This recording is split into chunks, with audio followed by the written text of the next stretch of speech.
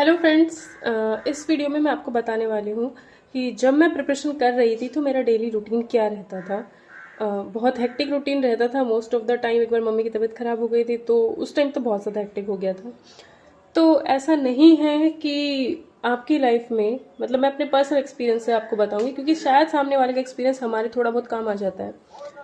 ऐसा हमेशा नहीं है कि रेगुलर मैं पढ़ पाई हूँ कि आज अगर मैं 6 to 8 आवर्स अगर आज मैंने निकाले हैं तो नेक्स्ट डे भी मैं उतना ही टाइम दे पाऊंगी। ऐसा पॉसिबल नहीं हो पाता था।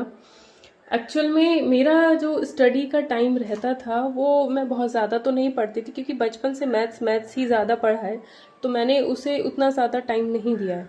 हालांकि मैं जीके पे बहुत फोकस किया करती थी, तो इसलिए मैं आप लोगों को बहुत ही मत फोकस करूँ क्योंकि मैं एसएससी सीजी की प्रिपरेशन कर रही थी। तो जीके पे काफ़ी फोकस करती थी लेकिन आउटपुट मुझे वहाँ से कुछ मिलता नहीं था। तो इसलिए मैं कहती हूँ उस पर अब फोकस मत करो क्योंकि वो गलती मैंने खुद से ने बहुत ज़्यादा की है।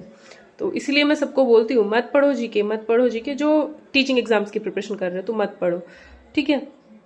और जीके मतलब मेरी कमजोरी रही है कि मैं जीके को बहुत अच्छे से नहीं पढ़ पाती और भूल जाती हूँ, ठीक है। तो अपनी स्ट्रेंथ भी जानने की कोशिश करना। मेरा स्ट्रेंथ था मैथ्स, तो मैंने उसी पर ही अब काम किया है।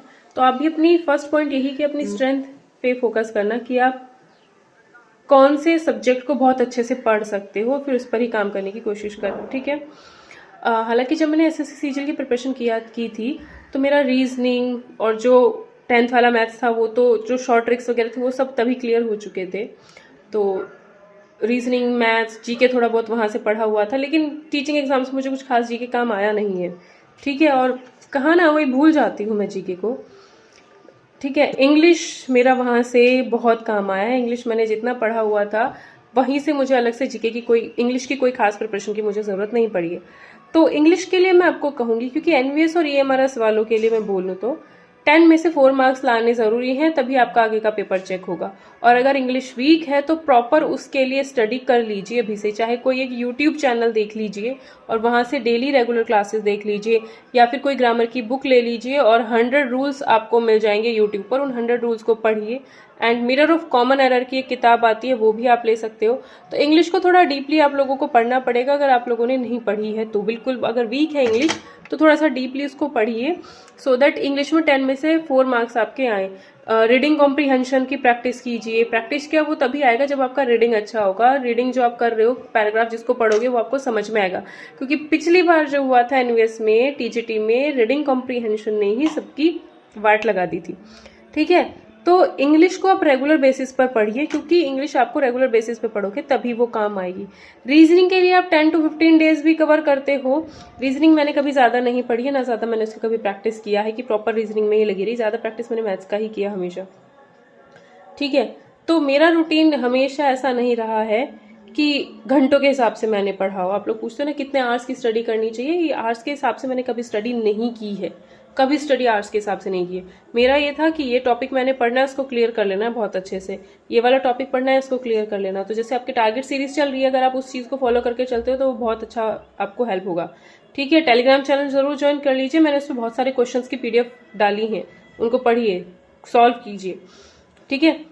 तो आर्ट्स के हिसाब से नहीं पढ़ना है। सिलेबस सामने रखो, फर्स्ट टॉपिक है उस टॉपिक को कंप्लीट करना है। 2, 3, 4, 5 जितने भी दिन में कंप्लीट होता है उसके प्रैक्टिस क्वेश्चन करने हैं ज्यादा से ज्यादा। 2-3 टॉपिक कर किए उसके बाद हफ्ते में रिवीजन अपना स्टार्ट कर दीजिए। ये सब आप लोग कर सकते हो, ठीक है। तो मेरा शेड्यूल तो, मतलब मेरा तो most of the time YouTube पे जाता था कि ये टॉपिक पढ़ा है उसको मुझे यूट्यूब पे भी कराना है, ठीक है। ये टॉपिक मुझे यूट्यूब पे पढ़ाना है, ये टॉपिक मुझे यूट्यूब पे पढ़ाना है। तो मेरा तो मोस्ट ऑफ द टाइम पढ़ाने में ही गया है। और 10th वाला 12th तक का जो सिलेबस था मुझे पहले से ही अच्छे से आता था, तो मुझे उसमें कभी हद से ज़्यादा पढ़ने की ज़रूरत नहीं पड़ी है, ठीक है। तो 12th तक का सिलेबस मुझे आता था, थोड़ा बहुत मुझे और अपग्रेड खुद को करना पड़ा, तो उसमें मुझे इतनी कुछ खास प्रॉब्लम नहीं थी। बीएससी पोर्शन में मैंने थोड़ा मेहनत की थी कि भाई ये टॉपिक मुझे पूरा ऐसे ऐसे करके पूरा पढ़ लेना है। बीएससी के जो मेरे नोट्स थे वो सब करके पढ़ लेना है, तो वो चीज़ है, ठीक है। तो सबकी अपनी अपनी स्ट्रेंथ है, पहले अपनी स्ट्रेंथ जानिएगा। अभी मैं बोल रही हूँ जिनको इंग्लिश नहीं आती वो इंग्लिश पढ़ लीजिए, पहले से ही पढ़ लीजिए, नहीं तो इंग्लिश सबका बेड़ा गर्क कर देगी। क्योंकि इंग्लिश लास्ट टाइम में पैराग्राफ ने बहुत गड़बड़ किया है काम।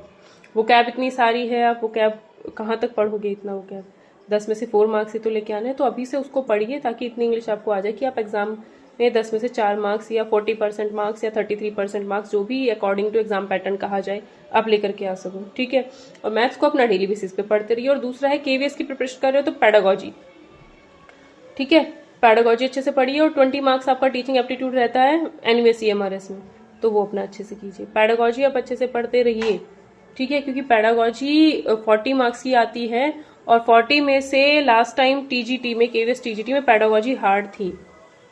ठीक है, तो उसका कोई भरोसा नहीं है कैसा आए कैसा ना आए पैडागॉजी का सिस्टम। उसको पढ़ते रहिए, पढ़ते रहोगे तो डेली बेसिस पे दिमाग में कुछ चीजें अपने आप ही बनती चली जाएंगी, फिर उसको एग्जाम टाइम पे पढ़ने की जरूरत पड़ेगी ही नहीं। ठीक है, लेट्स लर्न से पढ़ते रहिए वीडियोस, जो भी वो मैम पढ़ा रही है उनको पढ़ते रहिए बस। ठीक है, वहीं से आपका एक बेस बन जाएगा और एग्जाम में कुछ क्वेश्चन आएगा तो आप उसको समझ पाओगे क्या है क्या नहीं है, क्या करना है क्या नहीं करना है। ठीक है, तो ये चीज़ आप लोग फॉलो कर सकते हो। अपनी स्ट्रेंथ को जानिए, कौन से टॉपिक पे आपकी स्ट्रेंथ अच्छी है। जिस टॉपिक पे आपकी स्ट्रेंथ अच्छी है उस टॉपिक को आप अच्छे से पढ़ लीजिए पहले ही, और जिसमें थोड़ा सा वीक हो उसके अलग से प्रॉपर हैंड रिटन नोट्स बना करके तब पढ़िएगा।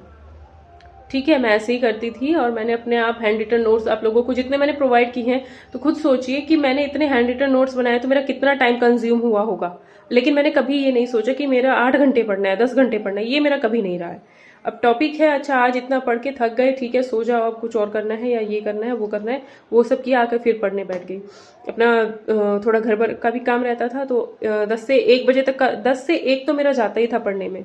यूट्यूब का काम हो या मेरा स्टडी का काम हो उसमें जाता था। तन 1 से 2 मैं खाना भी बना देती थी कभी कभी, मान लो खाना बनाने चली गई, खाना बना करके आ गई, 2-2:30 बजे तक खाना वाना सब हो गया, 2:30 बजे तक 3 बजे तक फिर अपना पढ़ने बैठ गई, 3 से 6-7 बजे तक। फिर मान लो रात को एक सेशन लेना है यूट्यूब पे तो 1-आध घंटे का सेशन मेरा 9 बजे के आसपास, 9 बजे एक सेशन हो जाता था। देन 10, साढ़े 10, 11, साढ़े 11 बजे तक मैं सोती थी, 12 बजे भी हो जाते थे। तो अब आप खुद सोच सकते हो कि कितने घंटे लगते होंगे। मुझे पूरा डे मैं इसी में ही रहती थी।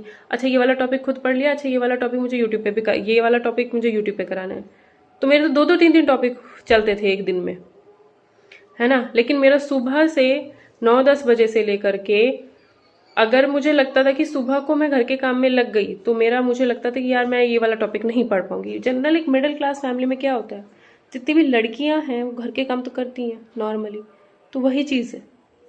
ठीक है, तो मेरा भी कुछ वैसा ही सीन रहता था, तो इसलिए मैं आपको बोल रही हूँ कि सुबह को अगर मुझे लगता था कि यार मैं दिन में नहीं पढ़ पा रही हूँ, काम के चक्कर में मेरा पढ़ाई नहीं हो पा रहा है, तो मैं सुबह को उठ करके 8-9 बजे के आसपास पढ़ लेती थी। 8 से 9 का सेशन, वीडियो सेशन बना लेती थी, या 8-9-10 बजे तक पढ़ लेती। 10 बजे के बाद में अपने घर के काम शुरू कर देती थी, क्योंकि बहुत सारी लेडीज ऐसी हैं जो शादीशुदा हैं, उनके बच्चे हैं, उनको टैकल करने में बहुत प्रॉब्लम होती थी। तो मैं यही देखती थी कि मैं किस टाइम पे अपना काम करूँ और किस टाइम पे मैं पढ़ाई करूँ। ठीक है, क्योंकि मम्मी की भी बीच में तबीयत खराब हुई थी, तो वो सब कुछ मैनेज करना हमें ही है। लेकिन उस टाइम पे एक जोश रहता है अपने अंदर कि हाँ ये चीज़ करनी है, इसमें मज़ा आ रहा है, बस जिस चीज़ में मज़ा आ रहा है ना वो करना है। ठीक है, वो लाना पड़ेगा अपने अंदर। तो घंटों के हिसाब से, आवर्स के हिसाब से कभी मत पूछो।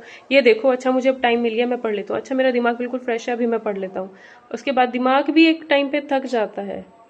ठीक है, तो टाइम के हिसाब से नहीं, स्टडी मटेरियल के हिसाब से, सिलेबस के हिसाब से, उस हिसाब से आप लोग थोड़ा सा ट्राई कीजिए। शायद इस वीडियो से कुछ आपको टिप्स मिले होंगे। ठीक है।